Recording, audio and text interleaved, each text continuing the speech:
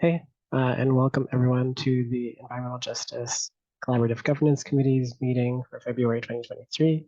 Today we're going to be talking about sort of introducing the concepts of safe ground and safe parking as like what the city of Sacramento is doing in these areas and thinking of them as environmental justice issues, and then transitioning into talking about as community, what are people organizing to do to create community resilience. And so as folks are joining, I'm going to drop the notes here real quick again, but a quick agenda overview. And these are like loose timings on the agenda if you're following along. Introduction and framing. We'll do just a little bit of definitions on safe ground and safe parking. And then we're going to do 2 case studies, and hopefully we'll have a guest speaker that can hop on to cover one of them. First, Miller Park. Second, the Colfax Yard site. And then we're going to have open discussion on the topic of how we can build community resilience outside of just advocacy in like day-to-day operations as people who live in this community. And so getting into some of the framing, some of the like foundational principles of environmental justice, and there's linked resources in the notes as well, but going back to the Jimenez principles, or honestly even just principles of social justice generally, often are the idea that the people who are closest to the impact need to be the closest to the solutions, closest to being centered in conversations about the work being done to address those impacts. And so specifically, as we talk about environmental justice and what that means in the context of safe ground or safe parking, realistically, what we're talking about is access to shelter, access to climate disaster response on a day-to-day basis as people are exposed to the elements when we talk about quite literally frontline communities, people who don't have shelter when there's a bomb, cyclone, or historic rainfall or heat waves coming through our community like we have had recently in Sacramento. Is sort of some of the intersections with environmental justice and this idea of housing security, homelessness. And we'll be talking about some of these things in examples of the case studies that we have here. But also things like access to clean water, access to clean food, air, specifically air quality is one of the examples we're going to dive into. And of course, access to sanitation as well. And so for the purpose of this meeting, that is basically the frame that we're having as we're talking about environmental justice and approaching this concept of talking about access to shelter. And so moving into talking about what is safe ground and what is safe parking, the city of Sacramento has its existing plans for how to address homelessness, and some of those plans include strategies that they've deemed safe ground or safe parking. And those are 2 different strategies. Safe ground specifically is functionally a parking lot where people are in designated spaces, given tents where they have a safe ground where they can live. Safe parking, on the other hand, is specifically vehicle parking in parking lots that are provided with services. And so that's kind of the difference there. It's mostly like a land use difference in terms of this is a place that's safe for vehicles to be parked versus this is a space that's safe for tents to be situated. And we're going to transition to talking about our first case study here, but I want to pause to see if anyone has any like super high level questions before I'm just like steamrolling and talking this whole time at you.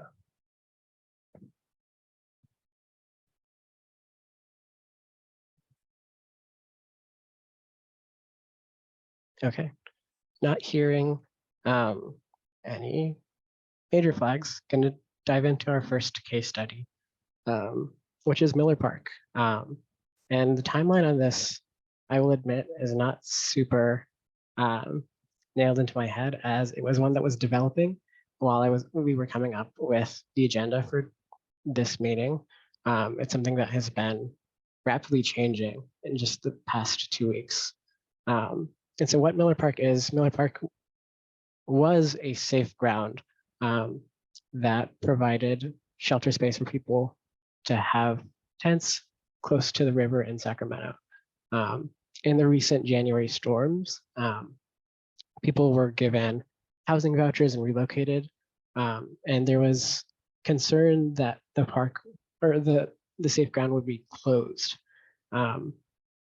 And following that, there were a series of articles in the Cap Radio, Sacramento Bee, local news coverage, and people were responding to it. Here we go. Sorry, folks, letting more people in and sharing the notes for everyone. And just in the course of the past, I believe 2 weeks, the news story here has been that folks who were living on Miller Park were removed from the site, given housing vouchers, but then the site was set to be closed by the city manager. Some community advocacy happened, and following that, the site is now being changed to being a safe parking site with RVs that the city has had in storage for a long time. I believe 20 months at this point, that have kind of just been sitting. And I believe 15 of them are now being put to use on that site. And that's sort of the like high level rundown of the timeline. We've seen this site switch from a safe ground to potentially being shut down by the city with funding being pulled.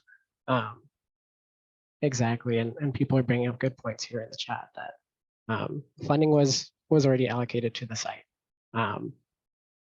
And now it's because of a lot of community advocacy and pushback from people worried about the site and the shelter that it was providing to people being shut down is now being transitioned into a safe parking situation with RVs being provided. I've been talking for a bit. I want to recognize that we do have a guest speaker tonight who's here now, and also folks have kind of been trickling in. So feel free to take a pause and introduce yourself in the chat, everyone. And I'll do this chat welcome again here in the chat for everyone. Name, pronouns, and how you're coming into this space. For folks who don't know me, hello everyone, my name is Moismir. I use he and pronouns. I'm facilitator for today's EJCGC meeting, EJCGC being the Environmental Justice Collaborative Governance Committee in Sacramento.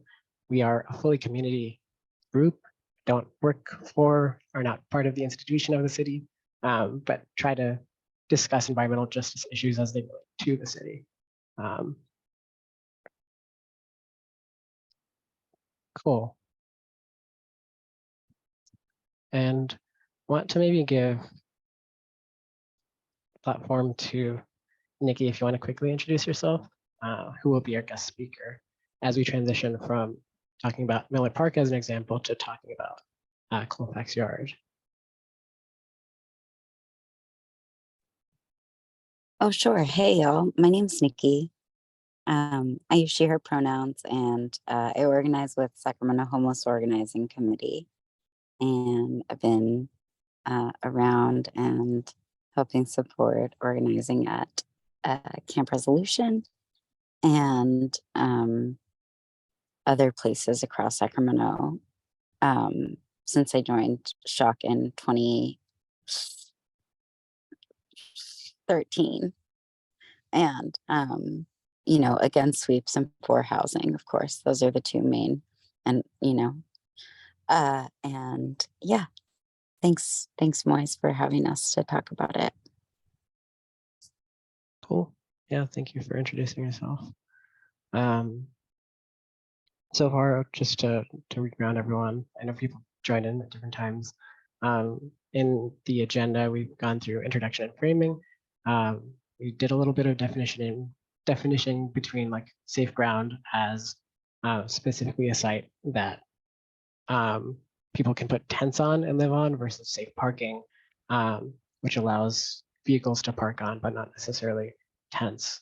And that being sort of a land use distinction. We talked about sort of the recent timeline of events that have happened with Miller Park in just the past 2 weeks in our community, and want to give space for any like questions, comments, people have experiences related to Miller Park they want to share before we switch over to Colfax Yard, which is sort of our beefier discussion.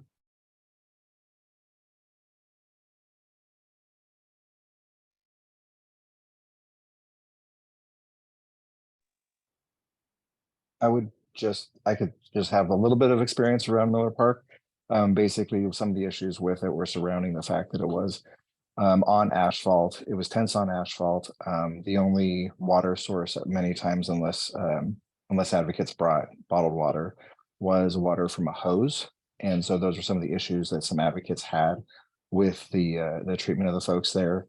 And the first step, the non-for-profit that's behind it had some previous instances with some advocates as far as questionable treatment of unhoused folks that were within their care.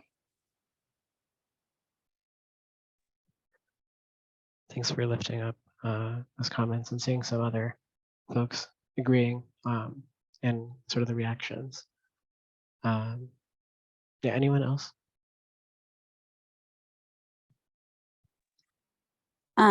If you don't mind, maybe I can use it as a segue, Moise. Yeah, go for it.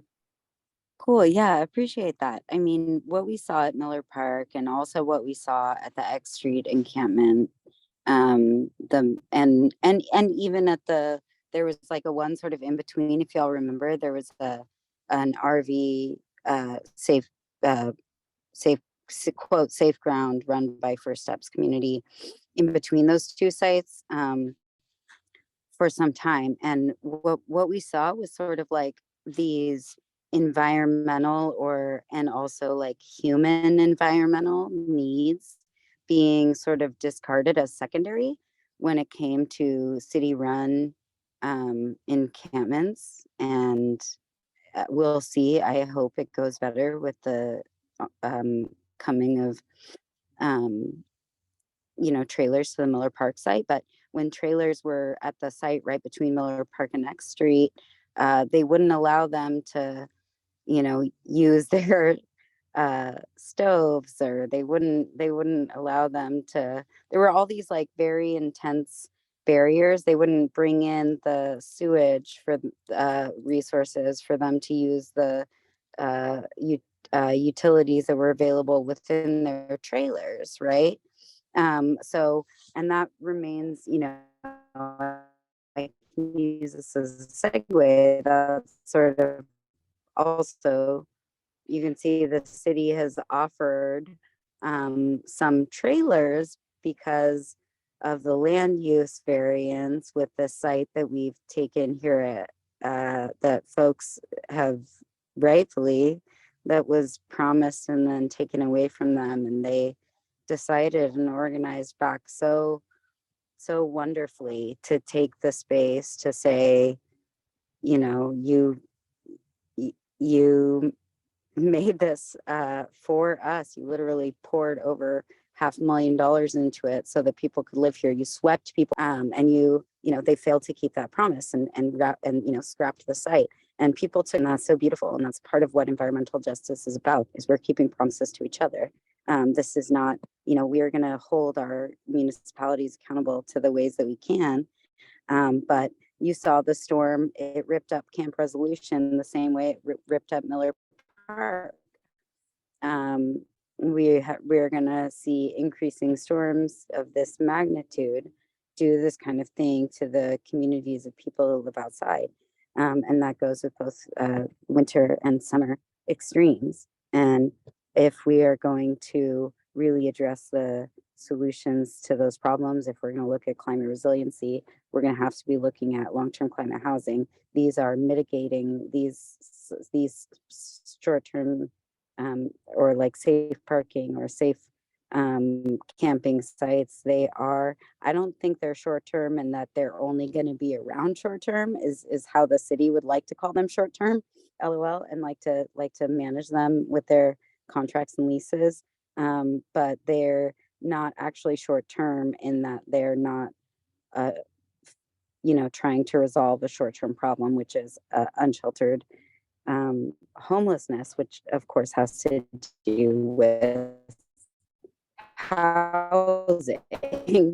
And so real climate resiliency, right, is long-term and accessible housing for very, very, very poor people and people who face climate emergency across the globe. And so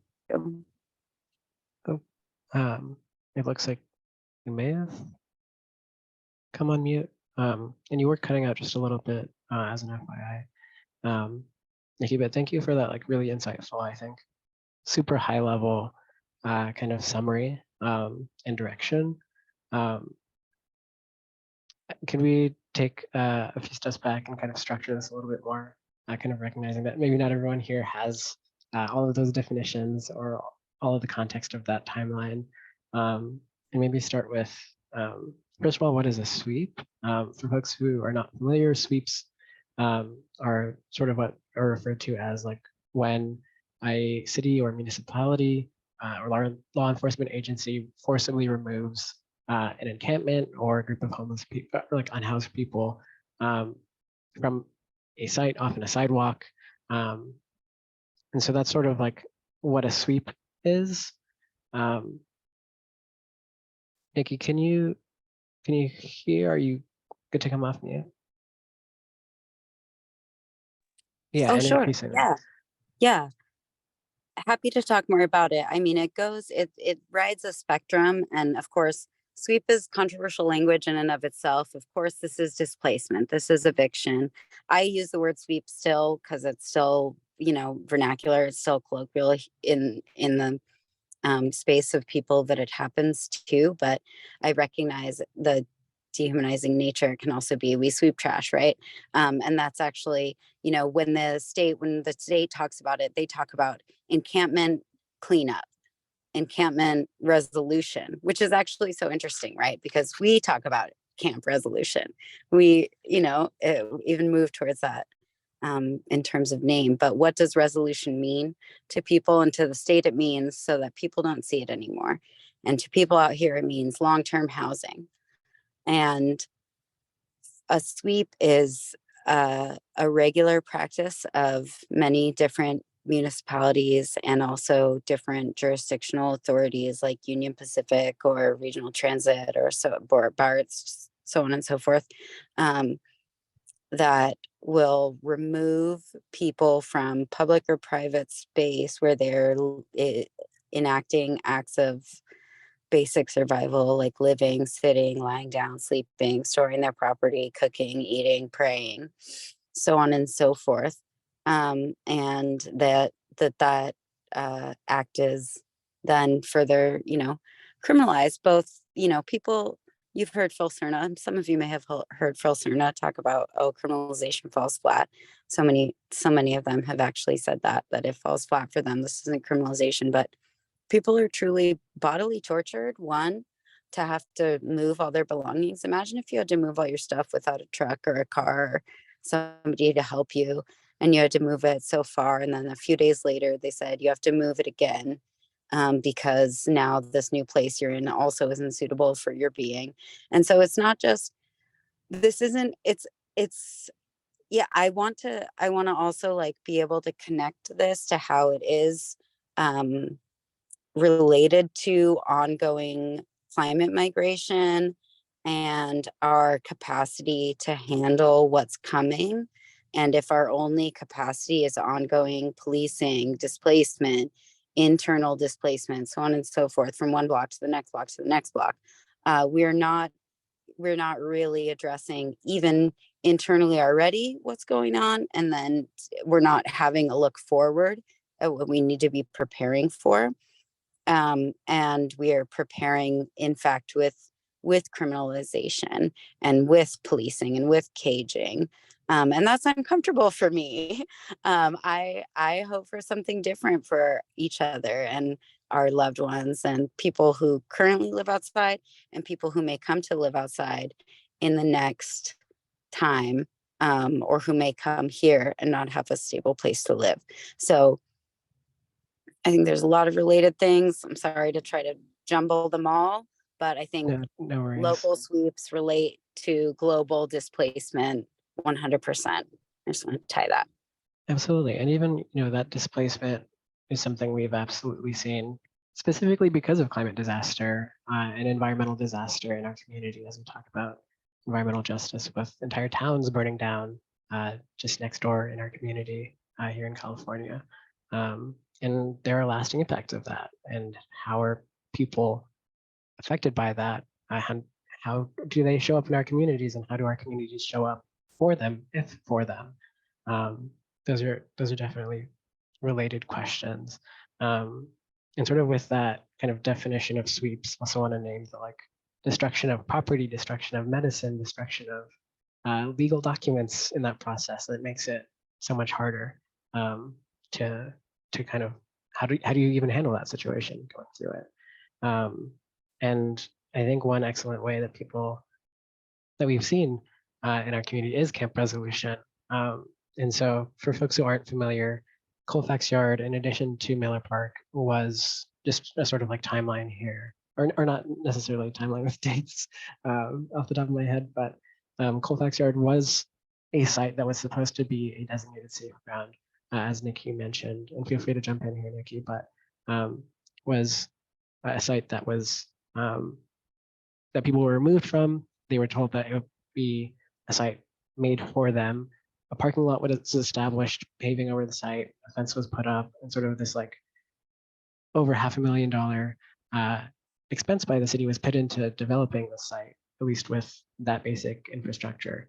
But then the site was abandoned. The project was discarded. And so there was this huge question of all these people who were promised something by the city, and that promise fell short.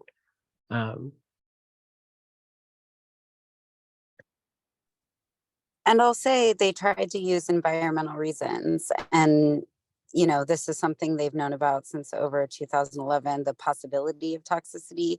They did multiple studies on, they decided it was safe, they decided to move forward with the plan, they built a site plan, they had multiple negotiations with the water board, they decided it was too expensive. And they said it out loud, that's what they decided, it was too expensive. And then they said, oh gosh, once we came here, they said, oh gosh, it's toxic, y'all better watch out.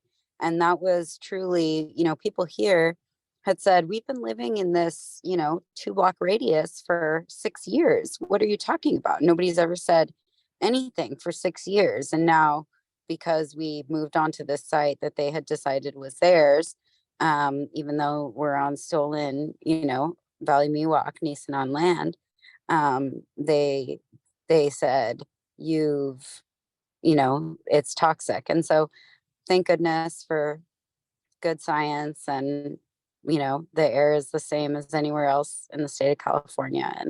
And but recognizing the ways that they're going to weaponize it instead of utilize it to support our survival, the ways they're going to weaponize it towards sort of their same status quo, capitalist, white supremacist, patriarchal goals. And I'm sorry to just say it so bluntly, but we have to be realistic about what's gotten us to this place of super crisis. And it's been those sort of values, as opposed to more humanistic values and ecosystem-based values, earth-based values. And we've let the sort of dominance of humans really ride us to this point. And we need sort of the productivity of human life and our collaboration and cooperation with each other to lead us to another point, both really here locally and in the bigger picture, so that we can save what we can. That's our only option anymore, right? And That's what it's about, and that's what the local work is about. That's what the big term work is about. That's what stopping the sweeps is about. It's what access to housing is about, because that's what will really provide us, resiliency in the actual individual person and also community in the long term. Definitely. To jump back again, okay, appreciate sort of all of that again. But you and I have been sort of talking about this issue and looking into public records and scientific reports about the site for at least since November. But should we just define for everyone what is camp resolution? Oh gosh, thank you so much. Really appreciate that. I don't know. I know I hopped in late. I don't know how far you got. I saw the Miller Park stuff. So Camp Resolution is a self-governed encampment that originated through the taking back of public property for the public, property that was promised to them, property people were swept from, with the literal words from the Department of Community Response mouths that they would, which is a city department that deals with homelessness, that they would, which it's a whole other story, but they were supposed to be the alternative police in face of the uprisings. The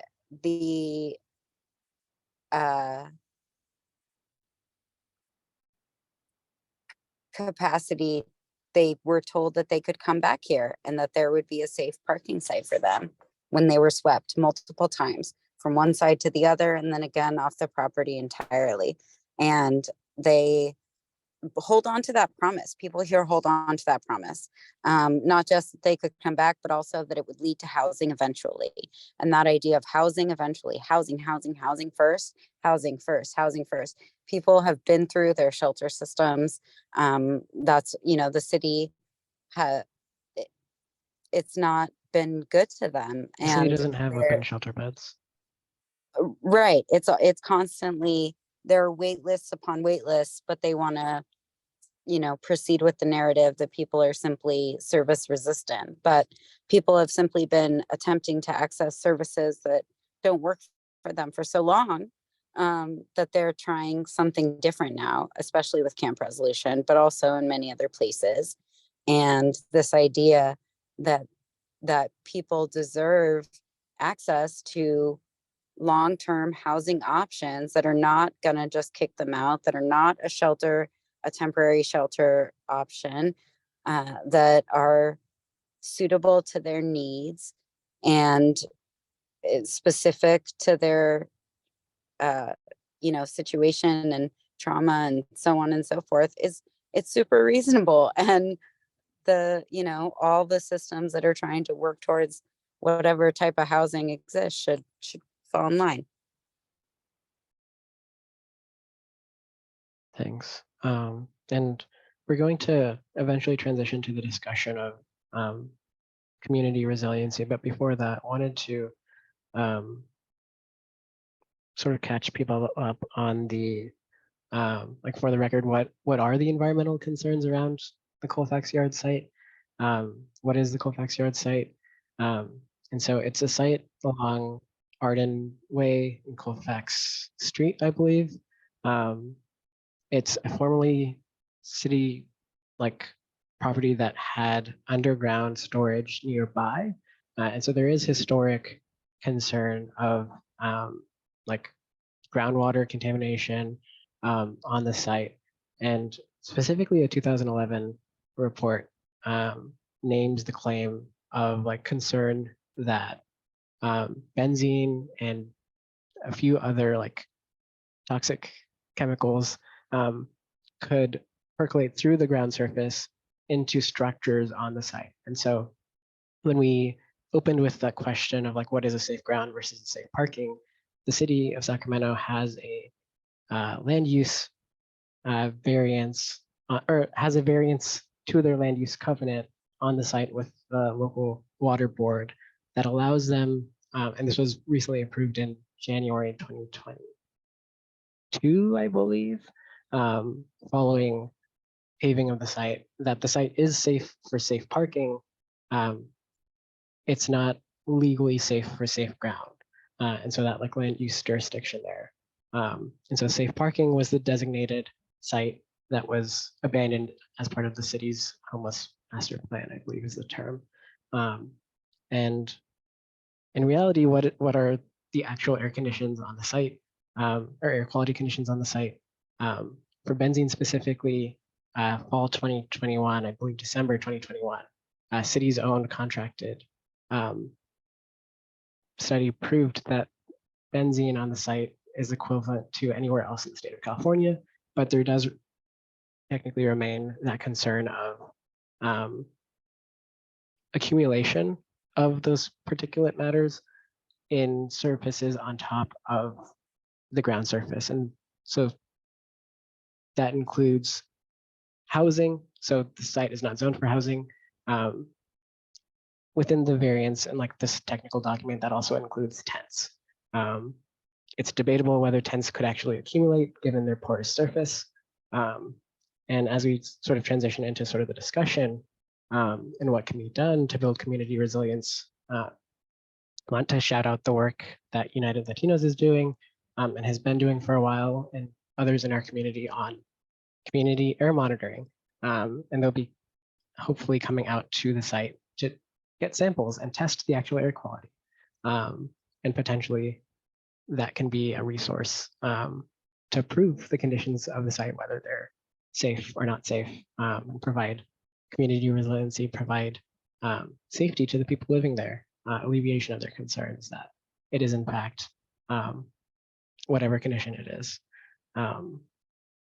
Nikki, did you want to talk a little bit about, as we're talking about building community resilience and transitioning to that conversation, what are some ways that Camp Resolution has built community resilience on the Colfax Yard site, specifically wanting to shout out sanitation that was able to be coordinated?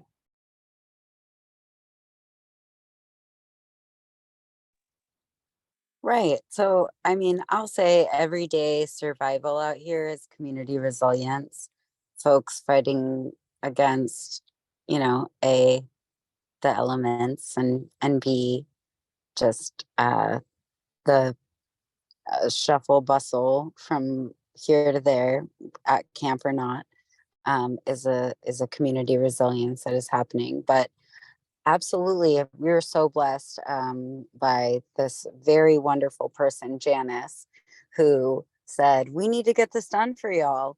And we waited out for the county. The county sort of made these movements towards, would they give us the porta potties? They put in the request for them. And then all of a sudden, it very much depended on the city. It depended on the city's, particularly after the Measure O agreement. It depended on the city and if the city would allow that to go forward. And so we actually we waited because we thought the county was going to do it. And they waited on the city's okay, and the city's okay. I even heard things like, oh, well, it might be it's a protest encampment, so why would we do that? So there's over 50 people here who are literally just, folks trying to survive every day. And that idea that they shouldn't be offered the dignity and respect of sanitation, like a porta potty, even bare minimum. I mean, not even hand wash station, a porta potty. So anyways, we had a community member who decided to go for that and front that. Saw a banner that people had made that said, "Oh, dear Santa, all we want for Christmas is a porta potty," and really went and made sure that happened. And there's been community fundraising since then to continue to support that. But the fact that the community had to do that, much like the community had to take this space, speaks to what community resilience is, right?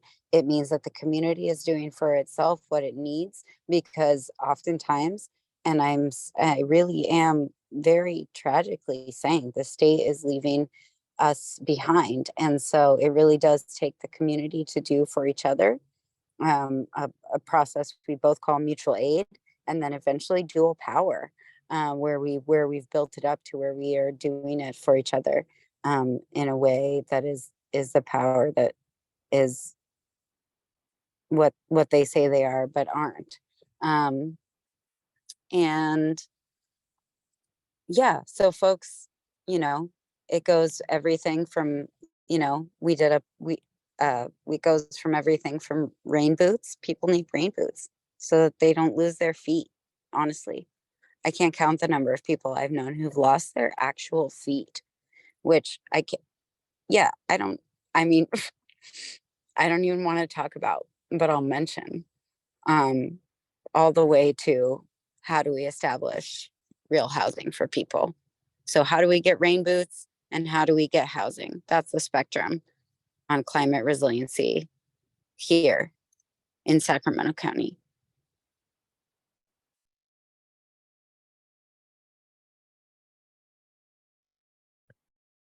Yeah, there's a question in the chat that I don't know any of us can specifically answer on behalf of the city. No one here is a city representative necessarily. But yeah, it is like a legal / jurisdictional thing in terms of the difference between a safe parking site versus a safe ground site. And then largely it's also a like funding question of funding and liability, and some of these other concerns. But as far as like the environmental conditions of the site, remediation is a possibility. Other sites also exist. And so the idea that like this one specific air quality issue, which could be, you know, argued about, is the primary barrier is, I would say, disingenuous.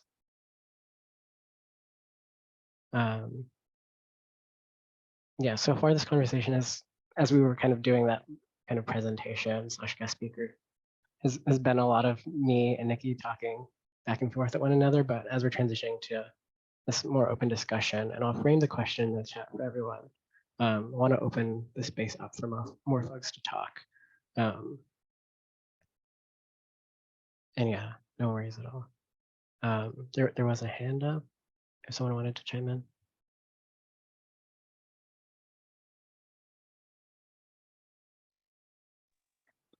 I was only going to say something about the fact that, like Nikki had said, this was an issue that had been known about for literally a decade. And so there was no way that suddenly it became an issue. But one of the things that those of us listening in on city council meetings did hear was the mayor discuss the what he deemed too high of a price per person for the site to remain open and receive services at that place.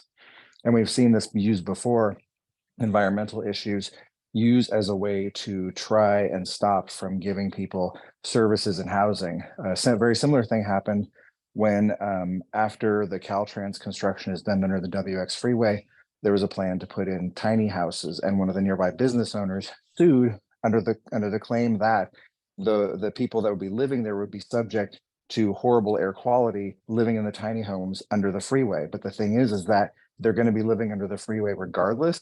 So either it's intense or in tiny homes, and one is definitely going to have much higher impact of ozone and other particulate matter to them. So it's a very disingenuous argument, but a way to try and use that as a way to get around these sorts of opportunities for folks.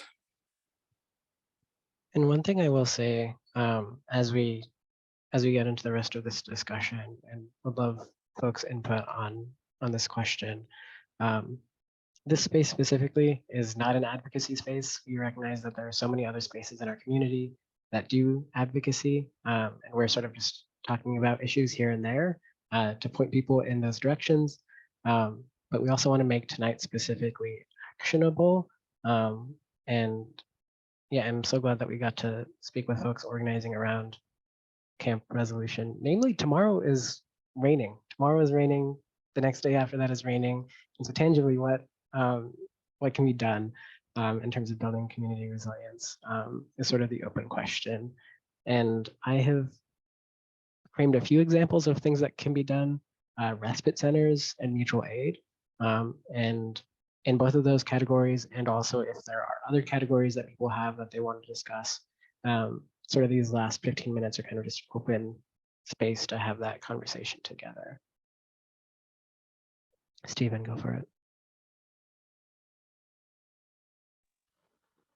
Hey, thanks, Moise. Yeah, I mean, when it comes to this question, I think it's important, we interrogate the root causes of why people experience homelessness, while making communities more resilient at the same time. Resiliency to me looks like no one living outside if they don't want to, and being compassionate to those who do or aren't ready to be part of society yet. So that's point number one. You give people a place to be safe, particularly during climate disasters like flooding, fires, extreme heat. And that's a whole nother conversation that I think we've had about, like why aren't landlords required to provide air filtration systems, and why aren't there more mechanisms to pick people up and take them to clean air sites or warming centers or cooling centers or whatever it is. This measure, oh, it was a disaster. I mean, they want to round people up into these tent cities. That's no way to live. We shouldn't be encouraging that. We should be forcing these developers to do affordable infill development, not sprawl. They're not making housing at prices people can afford because the prices are too high and people can't make enough money to pay it. I don't know how much clearer I can make it. They aren't making or offering housing at prices that an average person can afford, and not be living paycheck to paycheck, so that if they have to miss work or they get sick, then they end up experiencing homelessness potentially. So those are my initial thoughts on resiliency, but I'll let others chime in here. Thanks, Stephen. And Megan, you had your hand up?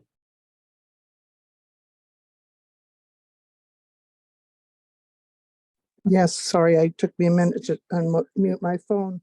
And I missed most of this meeting. So I was testifying at the hearing on having a cap on windfall profits. But I do have something to say about resiliency centers. There's a lot of people who want to have one in their location. And there probably is some money they could access from the federal government to expand their center. But somebody probably needs to help them navigate that, because I don't know if they're all able to, figure that out. And it would be really great because they're in neighborhoods where, people are, and those people can come in out of the cold or the heat and get some water when they need water, or get what they need at these resiliency centers.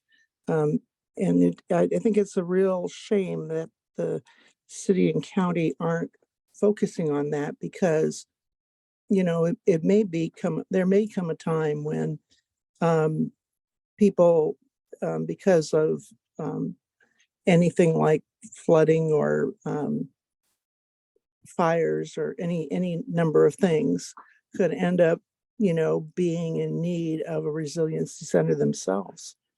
And so it's a important thing that we should be encouraging the city and the county to develop more and to focus more on, and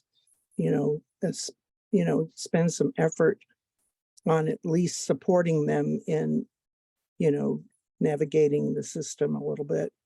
That they don't navigate the system that well themselves, but I think they should, since they don't want to spend a lot of money on it, they should let the people who are interested in spending some money on it help them navigate the system, so that they can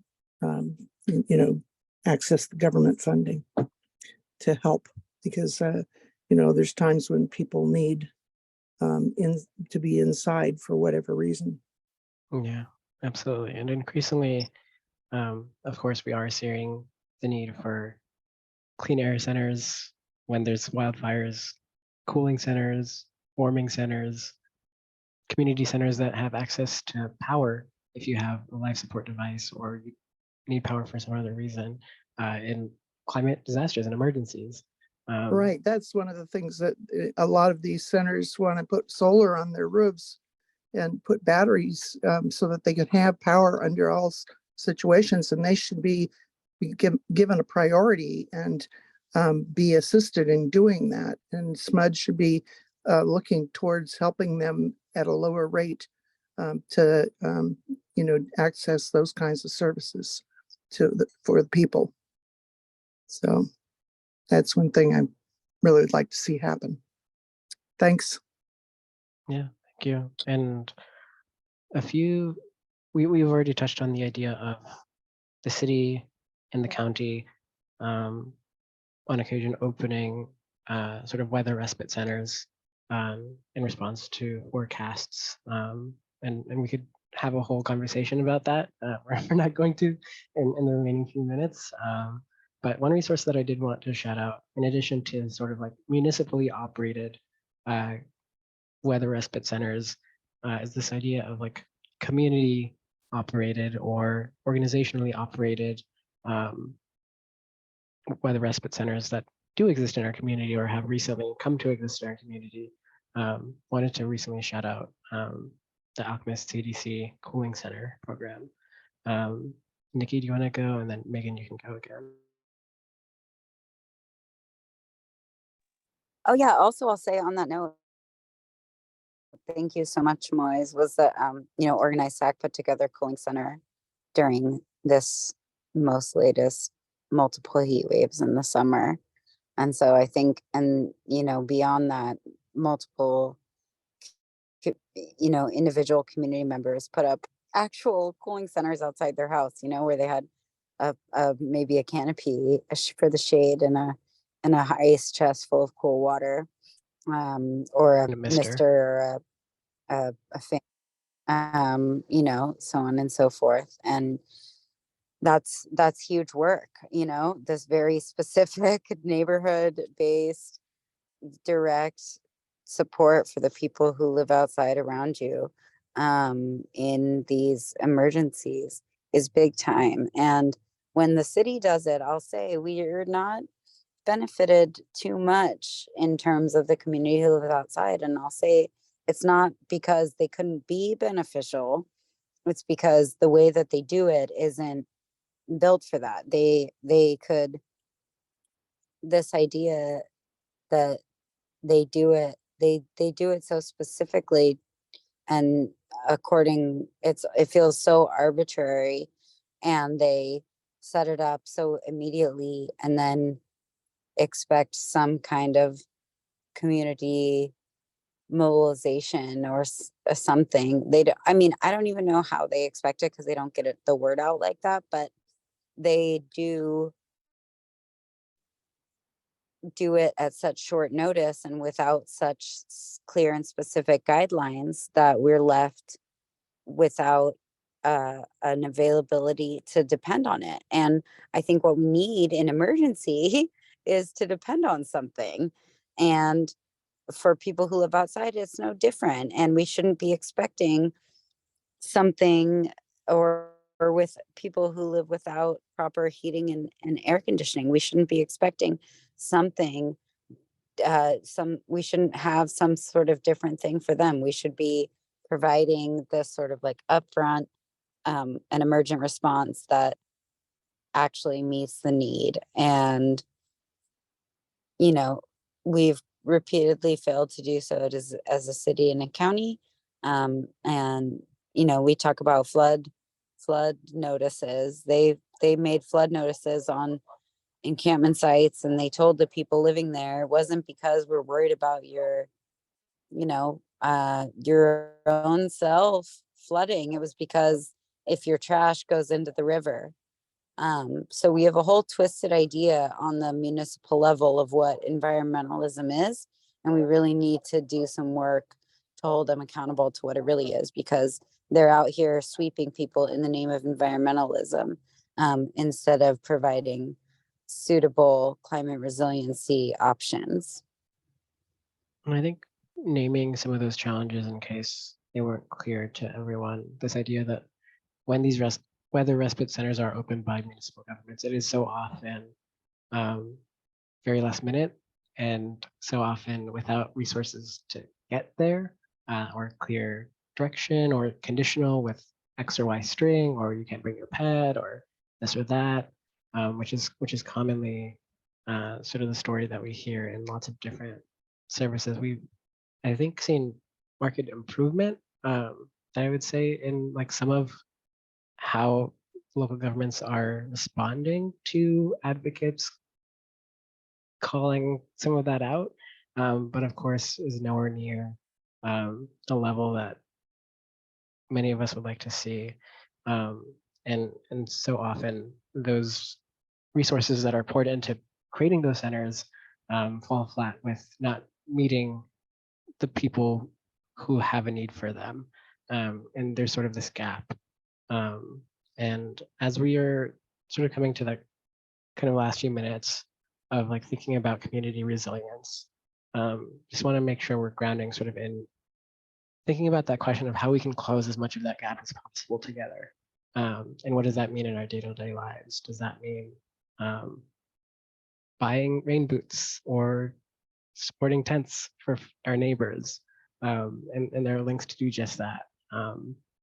That I'll send out in the follow-up, especially as the rain comes in tomorrow. And just lots of things linked in the notes. They're a bit of a mess, but I tried to, as I'm both facilitator and note taker, just kind of prefabricate some of the notes there.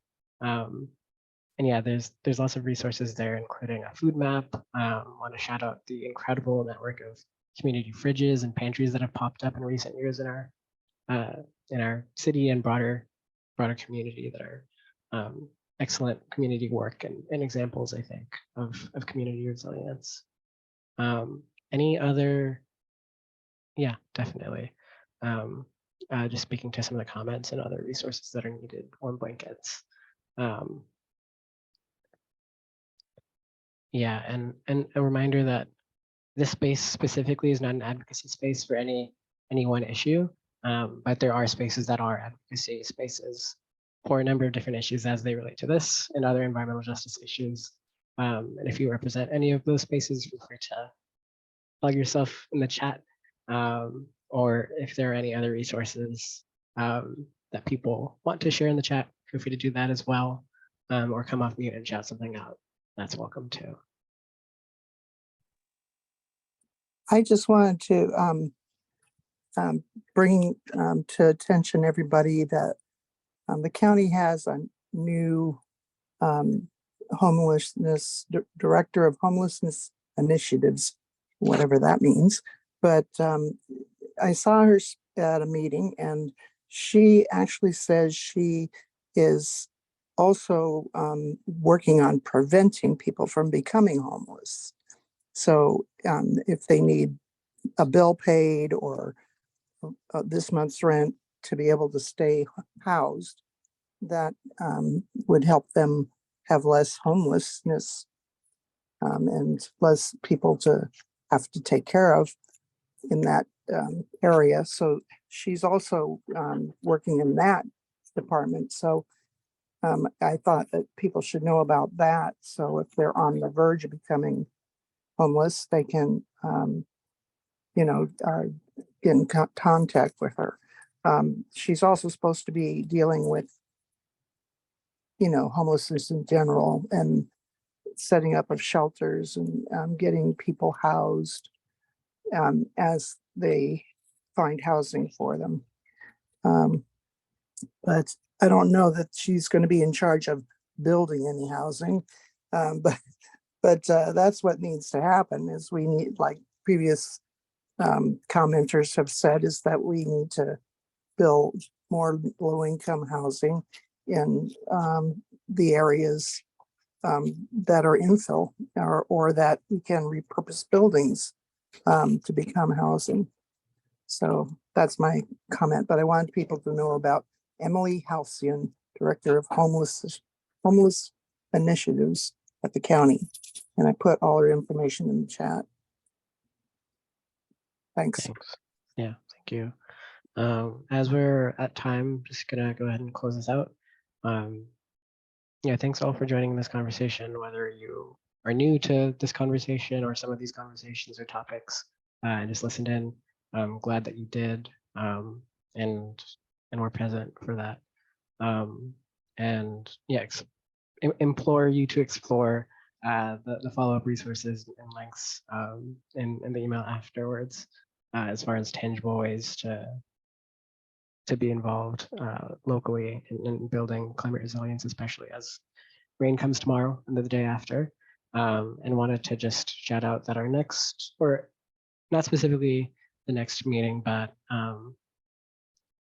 speaking from Climate Plan as the organization that convenes the EJCGC, some of the work we're going to be doing coming up will be around that question of clean air and monitoring air in our communities and talking to one another about that and learning about it. And also want to flag that if there are other sites in your community that you think are areas that should be sampled for air quality, to flag that, as we do have a project with some of our community partners where they are going out and sampling in our community to try to see areas of concern. And they've expressed interest in if there are areas that people specifically want to see flagged for sampling to let them know. And with that, I'll close this up. Thanks all for joining.